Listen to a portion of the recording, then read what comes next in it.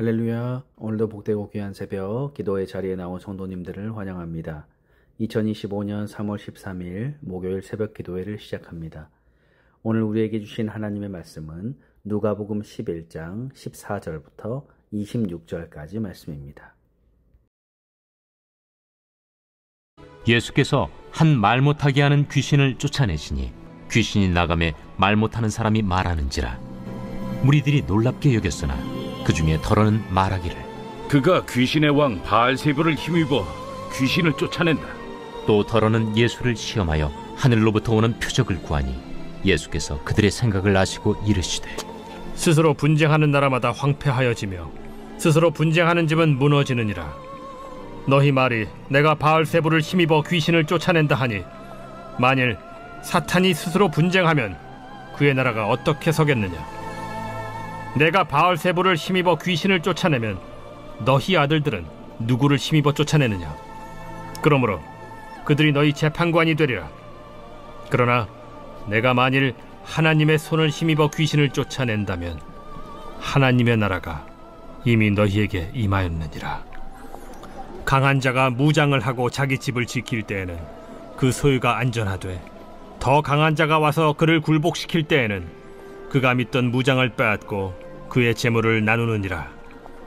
나와 함께 하지 아니하는 자는 나를 반대하는 자요 나와 함께 모으지 아니하는 자는 해치는 자니라. 더러운 귀신이 사람에게서 나갔을 때 물 없는 곳으로 다니며 쉬기를 구하되 얻지 못하고 이에 이르되 내가 나온 내 집으로 돌아가리라 하고 가서 보니 그 집이 청소되고 수리되었거늘 이에 가서 저보다 더 악한 귀신 7을 데리고 들어가서 거하니 그 사람의 나중 형편이 전보다 더 심하게 되느니라.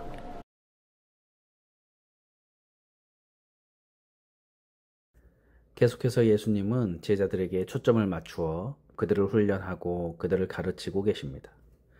그런데 이런 제자들과는 달리 예수님의 놀라운 말씀과 이적을 보고도 예수님을 따르지 않는 사람들이 있습니다. 그들은 예수님을 믿지 못하는 것이 아니라 믿지 않기로 작정한 사람들입니다. 그들은 예수님을 따르기로 애초부터 거부하는 사람들이라 할 수 있습니다. 오늘 본문은 바로 그런 사람들이 등장하는데 예수님은 그들에게 경고의 말씀을 하십니다.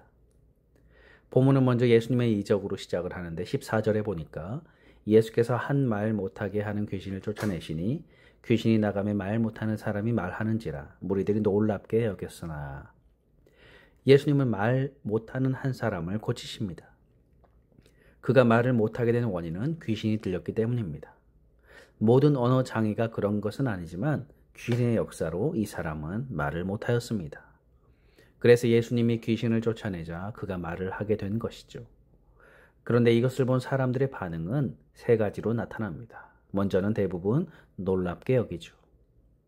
그런데 15절에 보면 어떤 사람들은 이를 두고 오히려 예수님을 비방하고 있습니다. 예수님이 바알세불 곧 귀신의 왕을 힘입어서 귀신을 쫓아낸다는 것이죠. 예수님은 거룩하고 공의롭고 사랑과 임자와 자비가 풍성하신 하나님이십니다. 그런데 그분을 온갖 불의로 이기심과 교만으로 상대방의 파멸을 추구하는 마귀와 동일한 취급을 하고 있는 것입니다. 진실을 심각하게 왜곡하고 있는 것이죠. 그들 속에 완악한 마음이 얼마나 가득한지를 생각하게 됩니다. 그리고 16절에 보면 또 어떤 사람들은 귀신을 쫓아낸 것을 보면서 오히려 예수님을 시험하고 있습니다. 더 큰 이적, 하늘로부터 오는 표적을 보여달라고 말합니다. 이들은 예수님의 기적을 보고도 여전히 불신하고 있죠. 이미 예수님은 이들에게 수많은 기적을 베풀어 주셨습니다. 그런데도 그들은 더욱 많은 것을 요구합니다. 사실 예수님을 믿기 위해서 어떤 특별한 사건과 경험이 필요한 것이 아닙니다. 믿지 못해서 불신하는 것이 아니라 불신하기 때문에 믿지 않는 것입니다. 그들 또한 역시 완악한 마음을 가진 사람들입니다. 이런 자를 향해서 예수님 뭐라고 말씀하십니까? 우리 같았으면 억울하고 분하고 그래서 저주하거나 당장에 심판을 내릴지 모릅니다. 그렇지만 예수님은 마음이 온유하시고 겸손하신 분이십니다.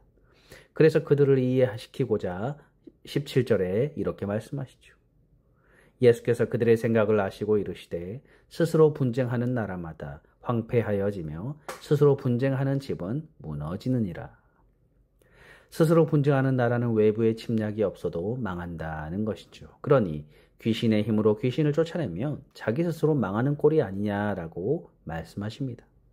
그러면서 하시는 말씀이 내가 바알세불의 힘으로 귀신을 쫓아내는 것이면 너희 아들들은 누구를 힘입어 쫓아내느냐라고 물으시죠.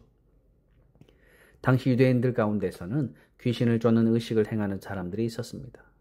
바리새인 가운데서도 이 일을 행하는 사람들이 있습니다. 물론 그들은 하나님의 능력으로 귀신을 쫓아낸다고 하였습니다. 그래서 예수님은 그러면 너희는 무슨 힘으로 귀신을 내어 쫓느냐라고 물으시는 것입니다.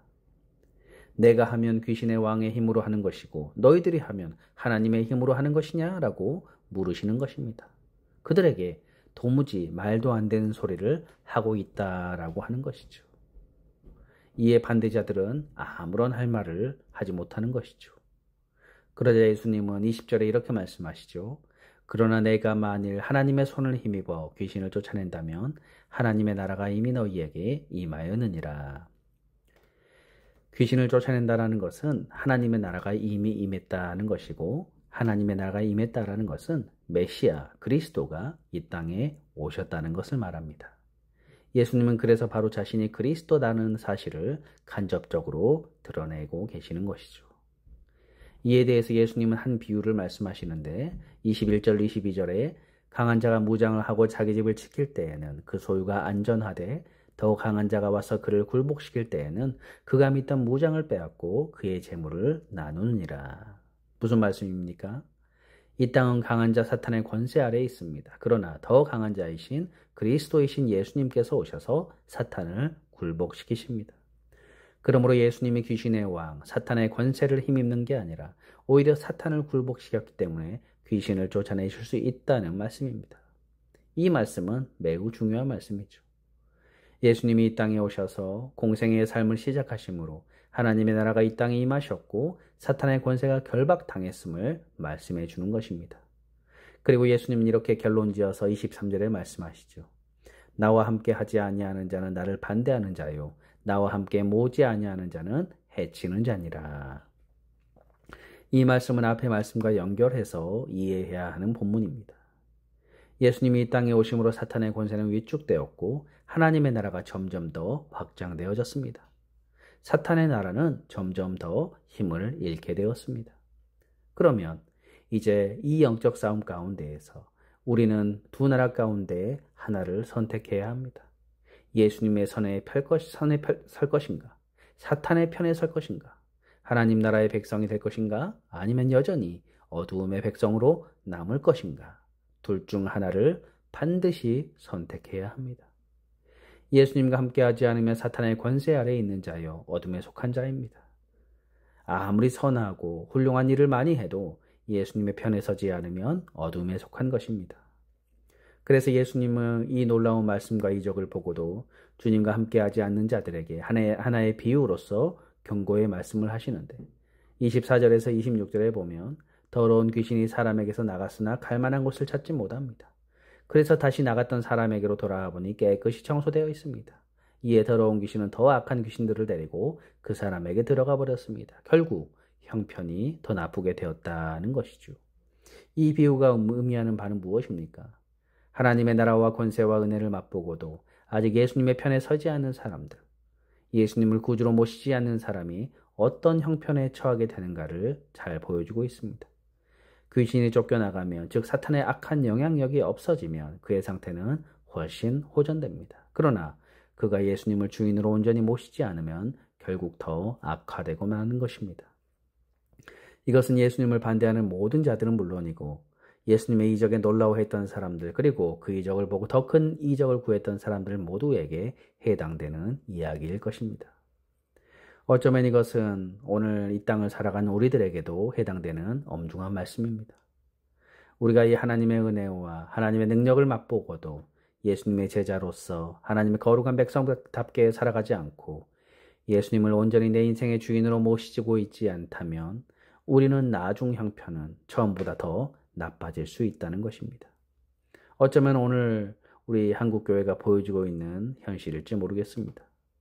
그러므로 우리는 하나님의 은혜 받은 자로서 주님이 주시는 놀라운 구원의 기적을 맛본 자로서 이제 더욱 믿음으로 결단하며 주님의 편에 서는 삶, 주님을 내 삶의 주인으로 온전히 모시고 살아가는 삶을 살아야 될 줄로 믿습니다. 기도하겠습니다.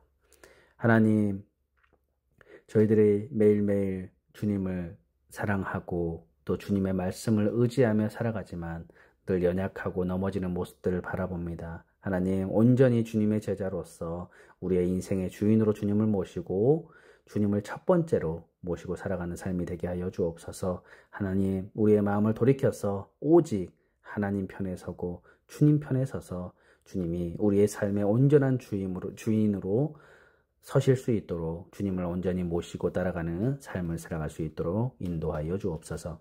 감사드리며 예수님의 이름으로 기도드립니다. 아멘. 주기도문으로 예배를 마치겠습니다. 하늘에 계신 우리의 아버지여, 이름이 거룩히 여김을 받으시오며 나라의 임하옵시며 뜻이 하늘에서 이룬 것 같이 땅에서도 이루어지이다. 오늘날 우리에게 일용할 양식을 주옵시고 우리가 우리에게 죄 지은 자를 사하여 준 것 같이 우리 죄를 사하여 주옵시고 우리를 시험에 들게 마옵시고 다만 악에서 구하옵소서. 대개 나라와 권세와 영광이 아버지께 영원히 있사옵나이다. 아멘.